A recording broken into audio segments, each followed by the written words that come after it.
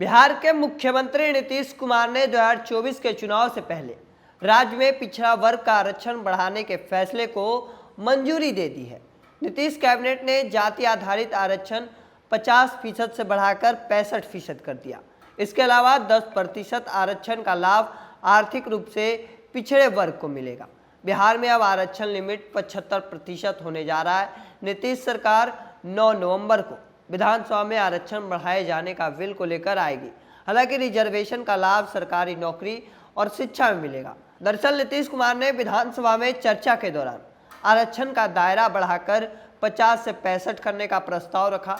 उन्होंने बताया कि ईडब्ल्यूएस के 10% को मिलाकर आरक्षण में 75% करने का प्रस्ताव रखा गया।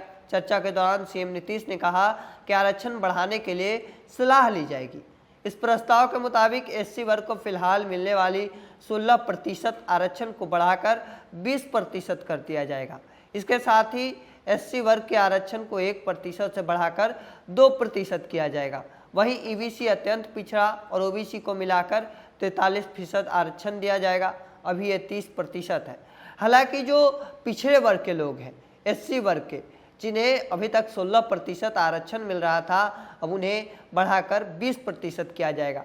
दरअसल इसके पीछे की एक ये भी वजह है कि कहीं ना कहीं जो पीछे वर्ग हैं, जो छूट गए हैं, उनको भी आरक्षण का दायरा अब बढ़ा दिया जाएगा। जो एससी वर्ग के लोग हैं, इसके साथ ही एसटी वर्ग के जो लोग हैं, उन्हें जो 1% आरक्षण दिया जाता था, उन्हें भी अब 2% कर दिया गया। एक और नीतीश कुमार का एक मास्टर स्ट्रोक जो है वो 2024 के चुनाव से पहले खेला गया है। इस वजह से कहीं ना कहीं ईबीसी जो अत्यंत पिछड़ा वर्ग और ओबीसी को भी मिलाकर 43% का आरक्षण दिया जाएगा, जिन्हें अभी तक ये 30% मिलता आ रहा है। तो एक और नीतीश कुमार ने कल बड़ा ही कहे तो ऐतिहासिक फैसला जो है वो उन्होंने लिया। एक और जहां कल आर्थिक रिपोर्ट जो है जातीय जनगणना की, वो रिपोर्ट पेश की गई और उसके बाद देर शाम जब नीतीश कुमार ने एक बड़ा फैसला लिया और अब आरक्षण का जो दायरा है वो 75% करने का प्रस्ताव रखा गया है। हालांकि उन्होंने ये बात भी कहा कि आरक्षण बढ़ाने के लिए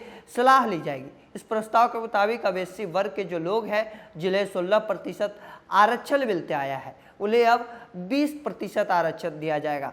साथ ही जो एसटी वर्ग के लोग हैं, जिन्हें 1% मिलता आ रहा है, उन्हें अब 2% दिया जाएगा। और जो ईबीसी अत्यंत पिछड़े वर्ग के जो लोग हैं और ओबीसी 43% आरक्षण दिया जाएगा। और यही बड़ी वजह है कि जो जातियां हैं उनको जोड़कर अलग अलग जो आरक्षण के दायरे हैं उस मुताबिक से अब 75% आरक्षण दिए जाएंगे।